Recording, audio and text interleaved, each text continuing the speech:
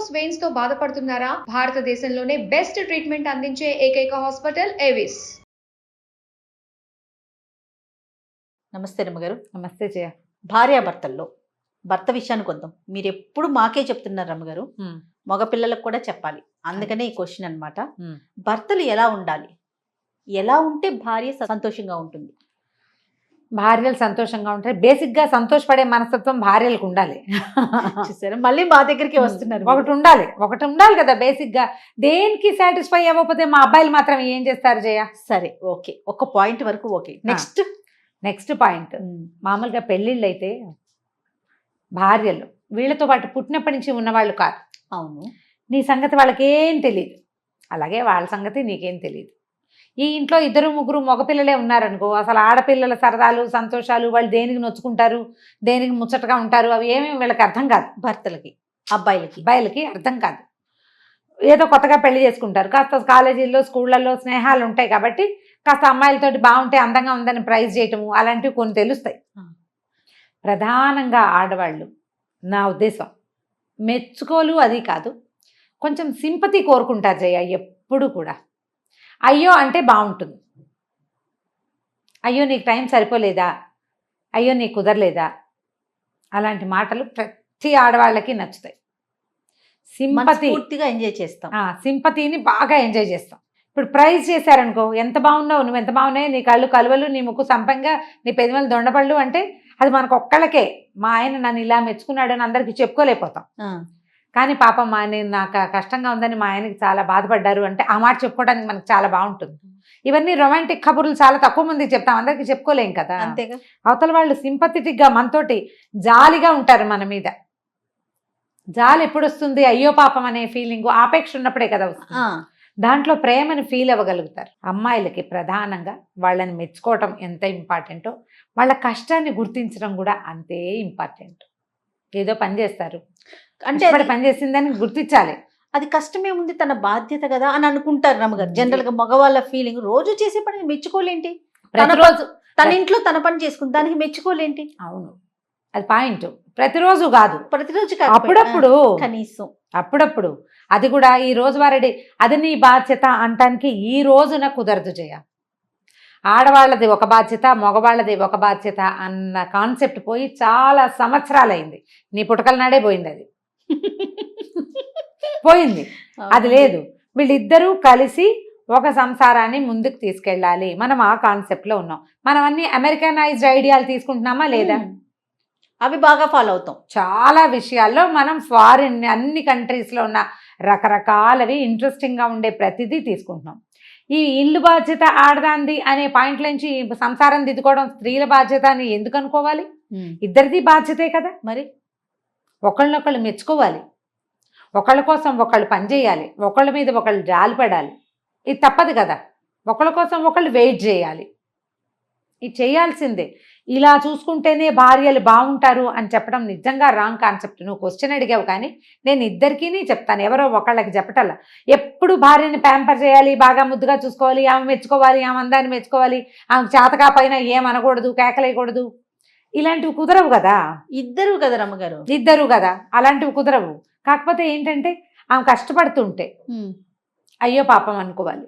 ఆడవాళ్ళు కొన్ని పనులు చేయగలుగుతారు, కొన్ని పనులు చేయలేరు. అవును, ప్రెగ్నెన్సీ కష్టం మగవాళ్ళకి అసలు జీవితంలో తెలిసే అవకాశం లేదు. ఆ కష్టం అంతా ఆడవాళ్ళది. భార్యలు కడుపుతూ ఉంటే కొంచెం ఆడవాళ్ళు కంటారు, అందరు కంటున్నారు, వాళ్ళందరూ కనలేదా అని అనకూడదు. అలా అన్న మగవాడిని భార్య ఎప్పటికీ క్షమించదు. మా అమ్మ మా అక్కయ్యలు వాళ్ళందరికీ అన్నారు కదా, ఏం నీ గొప్ప అనకూడదు. ఈ మాట భలే బాధిస్తుంది. అవును, ఎందుకంటే ఏ ప్రెగ్నెన్సీకి ఆ ప్రెగ్నెన్సీ ఎవరి కష్టం వాళ్ళదే. ఒక్కోళ్ళ శక్తి ఒక్కో రకంగా ఉంటుంది, ఒక్కొక్కళ్ళ మానసిక పరిస్థితి ఒక్కోలా ఉంటుంది. గుర్తుపెట్టుకుని ఈ మాట, అందరూ ఉన్నారు మనము ఉన్నాము అని అనుకోకూడదు. నీకు నేను స్పెషల్, నాకు నువ్వు స్పెషల్. ఇంతమంది ఆడాళ్ళు ఇంతమంది మగవాళ్ళు ఉంటే మన ఇద్దరినే ఎందుకు కలిపాడు దేవుడు అని ఆలోచించాలి. అది ఆ ఆలోచన లేకే పెళ్ళాలని పుట్టిళ్ళకి తరిమేసే మొగుళ్ళని వదిలిపెట్టేసి పుట్టిళ్ళకి వెళ్ళిపోయే ఆడవాళ్ళు ఉన్నారు. భగవంతుడు ఇంతమంది ఉంటే మన ఇద్దరమే ఎందుకు కలిసామని ఎందుకు ఆలోచించరు మీరు? ఒక్కొక్కళ్ళు పెళ్లి చేసుకునేటప్పుడు చేసుకుంటారు, తర్వాత నువ్వు లావుగా ఉన్నావు, సన్నగా ఉన్నావు అని పిచ్చి మాటలు మాట్లాడతారు. చేసుకునేటప్పుడు తెలియలేదు, జగదేక సుందరిని చేసుకున్నా దానికి 40 ఏళ్ళు వస్తే దానికి ఒళ్ళు వస్తుంది, దాని జుట్టు తెల్లబడుతుంది. తప్పదు కదా. పోనీ సహజం ఆ కదా. మాటనే మీరు అలానే ఉంటారా? నువ్వు పెళ్ళప్పుడు ఎలా ఉంటావా? ఉన్నారో అలాగే నువ్వు- ఉండగలుగుతారా? నువ్వు ఉంటావా జగదేక వీరుడిలాగా? అది. ఉండవు, ఉండలేవు. కాలం నా మీద ఎలా పనిచేస్తుందో నీ మీద కూడా అలాగే అందరి మీద అదే పనిచేస్తుంది చూడు. ప్రభావం కదండి. అది తప్పించుకోలేం కదా. మనము ఈ లోక రీతిని అర్థం చేసుకోలేక ఏవో హై ఎక్స్పెక్టేషన్స్ తోటి మనతో ఉన్న కంపెనీని హాయిగా ఉంచడం చేత కాకపోవటం. మామూలుగా మనం మొగతనం లేదు ఇలాంటి పదాలు వింటాం, ఇలాంటి బ్యాడ్ వర్డ్ కదా. అవునవును. మా మొగాడు కాదు మొగతనం లేదు అంటే అదొక తిట్టు. అవును. నీతో ఉన్న అమ్మాయిని సంతోషంగా ఉంచలేకపోవటం కంటే పెద్దది ఏదైనా ఉందా అసలు నీ జీవితానికి లోటు? అంతకంటే అదే పెద్ద లోటు ఏం పెద్ద- లేదు. అదే పెద్ద ఫ్లా నీ దగ్గర ఉండాల్సినటువంటి అతి పెద్దది లేదనమాట. అంతే. ఉమ్.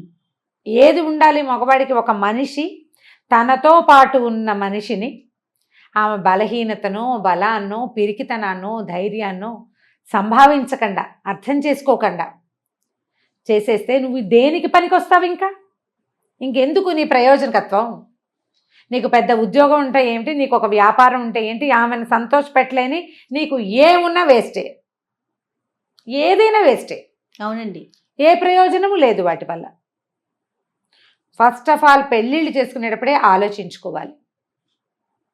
కొన్ని చోట్ల ఏంటంటే ఇళ్లలో ఉన్న పెంపకాలు వాటి వల్ల వాటి ప్రభావం ఆ ఉంటుంది. ఆడవాళ్ళని సంభావించటము, మెచ్చుకోవటము, చక్కగా చూసుకోవటము, బయట కోపాలు చూపించకుండా ఉండటం. చూపించకండి. బయట ఏదైనా తగాదాలు గొడవలు అయితే అవన్నీ ఇళ్ల మీద పడేయటం, అవన్నీ చిన్నప్పటి నుంచి చూస్తున్నారనుకో జయ, వాళ్ళు అందులో నుంచి బయటికి రాలేరు.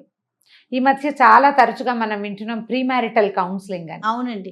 ఇది ఆడపిల్లలకి ఇది వరకు ఇళ్లలో జరిగేది. ఆ, అత్తయ్యలు, మేనత్తలు, పెద్దమ్మలు, నాయనమ్మలు, అమ్మమ్మలు కూర్చొని అత్తారింట్లో చెప్పారు. ఇలా ఉండకూడదని, అత్తారింట్లో ఇలా ఉండాలని, ఇలా చేస్తే అత్తారింట్లో కుదరదని అలా చెప్పేవాళ్ళు. అవన్నీ అత్తారింటి మాటలు అనుకో. ఇప్పుడు అత్తారిళ్ళు లేవు, ఎవరిళ్ళు వాళ్ళవేను. అంతే. మరి ఎలా అబ్బాయి అమ్మాయితో ఉండటం ఎట్లా, అమ్మాయి అబ్బాయితో ఉండటం ఎట్లా? పెళ్లి చేసుకునే ముందే ఉమ్. లేదా పెళ్ళైన కొత్తల్లోనే మనం సరిగా ఉండలేకపోతున్నాం, ఎందుకు మన ఇద్దరం కొట్లాడుకుంటున్నాం అని కూర్చుని ఆలోచించుకున్నా సెట్ అయిపోతుంది. ఈ అమ్మాయిని హ్యాపీగా ఉంచలేదు, నా బతికెందుకు అని ప్రశ్నించుకోవాలి ప్రతి మగపిల్లాడు. ఆడవాళ్ళకు కూడా ఈ ప్రశ్నలు ఉంటాయమ్మా. ఖచ్చితంగా. అప్పుడు ఆ టాపిక్ చేసేటప్పుడు డెఫినెట్ గా అదే మాట్లాడుకుంటాం. ఇది కూడా ఆ. అమ్మాయిలు కూడా ఇప్పుడు మనం మన ఇల్లు వదిలిపెట్టి వీళ్ళ ఇంటికి వస్తే అతన్ని అమ్మాయికి ఏం భరోసా కావాలి? నాన్నలాగా ఇతను నా వెనకాల ఉంటాడనే భరోసా కావాలి కదా. ఖచ్చితంగా కావాలండి కదా. వదిలిపెట్టేసి వచ్చిన మంచి పొదరిల్లు లాంటి ఇంటి నుంచి పిచ్చిగూడు లాంటి ఇంట్లోకి వచ్చినా ఒక సెక్యూరిటీ ఉందనిపిస్తే ఉండిపోతారు హాయిగా. వాళ్ళని హాయిగా ఉంచలేకపోతున్నావు అంటే నువ్వు ఆ సెక్యూరిటీ ఇవ్వలేకపోతున్నావు అని కదా అర్థం. చాలా విషయాలు ఉంటాయి జయ. ఏదో ఒక్క విషయంలో వీళ్ళకి మెచ్చుకోలు, వీళ్ళని నచ్చటము, వీళ్ళని ఓకే అంటమే కాదు. అవునండి. అన్ని విధాల ఒకళ్ళకొకళ్ళు సాయిదా ఫాయిదాగానే ఉండాలి. ఇందులో మళ్ళీ అత్తగారులు వస్తారు, ఆడపడుచు వస్తారు, చుట్టాలు వస్తారు, మామగారులు ఉంటారు, అతని ఫ్రెండ్స్, అతని కలీగ్స్, చుట్టుపక్కల ఇళ్ళవాళ్ళు, సమాజం, ఇదంతా ఉంటుంది. సమాజం ఎలా నీకు నువ్వు నాకు నేను అనే ధోరణి వీళ్ళిద్దరి మధ్యలో గనక ఉంటే సమాజంతో మెల్లిగా కొద్ది రోజుల్లో సర్దుకుంటారు. అసలు మెయిన్ ఉండవలసిన చిలకా గోరింకాకే ఇది లేదు, అనుబంధం. వీళ్ళు కలిసి ఉండరు. ఆ అమ్మాయికి ఏదో కావాలి, అతనికి అది అర్థం కాదు. ఆ అమ్మాయికి హై ఎక్స్పెక్టేషన్స్, అతని లో క్రియేషన్స్. ఎలాగా? అది కష్టం కదా. ఇలాంటివి ఉన్నా కూడా కూర్చొని మాట్లాడుకుంటే మీరు అన్నట్లుగా సెటిల్ అవుతుంది. అబ్బాయిలు కూడా వినాలిగా, వినాలిగా. కూర్చొని మాట్లాడుకోవాలి అనగానే మా అమ్మని పిలుస్తా అంటాడు, మా అమ్మకి చెప్తాడు. అసలు నీతో మాట్లాడేదేంటి అనే వాళ్ళు కూడా వాళ్ళు ఉన్నారు. నీతో మాట్లాడేది ఏంటంటారు, లేదా మా అమ్మ కూడా ఉండాలంటారు. అమ్మ కాదు కదా కాపురం చేసేది భార్యతోటి. ఇది ఎక్కడి నుంచి పెంచాలి? నేను మళ్ళీ ప్రతిసారి మొదటికి వెళ్తున్నాను అంటావు. ఇప్పుడు నువ్వు పిల్లల పెంపకాల దగ్గర ఉండాలి. ఇది 200% అండి. మగపిల్లల్ని పెంచేటప్పుడే వాళ్ళకి ఇతరులని సంతోషంగా ఉంచే లక్షణాన్ని పెంపొందించాలి, మనం అలవాటు చేయాలి. కరెక్ట్ అండి. అది చెప్పాలి. వాళ్ళ పని వాళ్ళు చేసుకోవాలి, వాళ్ళు ఇండిపెండెంట్గా ఉండాలి. అవతల వాళ్ళని ఎంతసేపు డిస్ప్లేస్ చేసి ఎలాగైనా వాళ్ళ పని చేసుకోవాలి అనే ధోరణి పెంపొందించనివ్వకూడదు. వద్దనాలి, చెప్తూ ఉండాలి. ఇలా చేస్తే ఏ అమ్మాయి నీతో కాపురం చేస్తుందిరా అనాలి. మనం ఆడపిల్లలు అంటాం కదా, అత్తారింటికి వెళ్ళి ఇలా చేస్తే ఇంకేమైనా ఉందా అని అంటున్నట్టుగానే అబ్బాయిల్ని కూడా అనాలి. ఈ ధోరణి ఉంటే ఏ పిల్ల కాపురం చేస్తుంది నీతో? ఇదేం పద్ధతి? మన మగ పిల్లల్ని ప్రశ్నించాలి. మొగాడు వాడు ఇష్టం వచ్చినట్టు ఉంటాడు అని పిచ్చివాగుడు తల్లులు వాక్కూడదు. బా ఎంత బాగా చెప్పారు వాక్ కూడా అంటారు జయ, అంటారు. ఉమ్. మగపిల్లాడు ఏంటి మగవాడు, వాడికి ఒకటి చెప్పేది, మగవాడు వాడు ఇష్టం వచ్చినట్టు. అదేంటి మరి నువ్వు ఒప్పుకుంటావా నీ మీదకి వస్తే అవన్నీ? నువ్వేమో బాధపడుతున్నావు.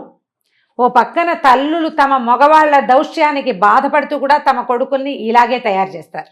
నేను పడలేదా, నేను పడ్డాను కదా, నువ్వు కూడా పడు అని పడు చెప్పే వాళ్ళు అంటారు. కూడా ఈ ఉంటారు. నువ్వు కూడా పడు అనే దానికి స్వస్తి చెప్పండి అమ్మా.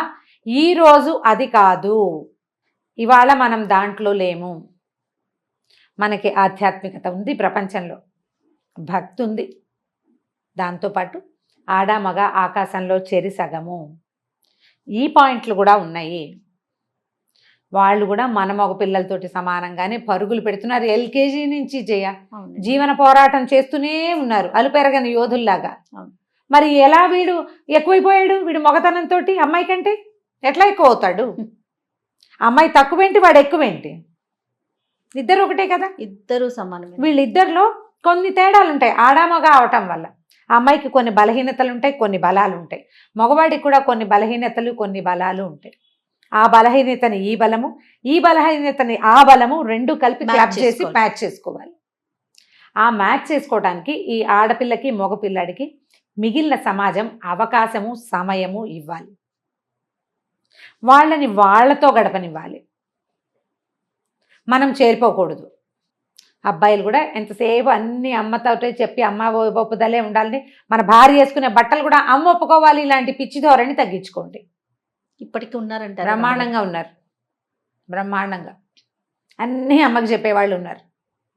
అమ్మాయిలు కూడా తమ ఏదో ఒక కుందేటికి మూడే కాళ్ళని, ఒక్క కాలే ఉంది నాకు కుందేలు కని అలాగే కావాలని, మనమ్మ చెప్పినట్టే మన మొగుడు వినాలనే ధోరణి ఉన్నారు. వాళ్ళ అమ్మకి డిసాటిస్ఫై అయితే అమ్మాయికి నచ్చదు. మా అమ్మ నాన్న నేనే చూసుకోవాలంటుంది. తనేమో అమ్మ నాన్నని చూసుకోవాలి, అతను మాత్రం తనను చూడాలి. ఇది తప్పే కదా జయ? ఖచ్చితంగా తప్పేనండి. ఇది చాలా తప్పు.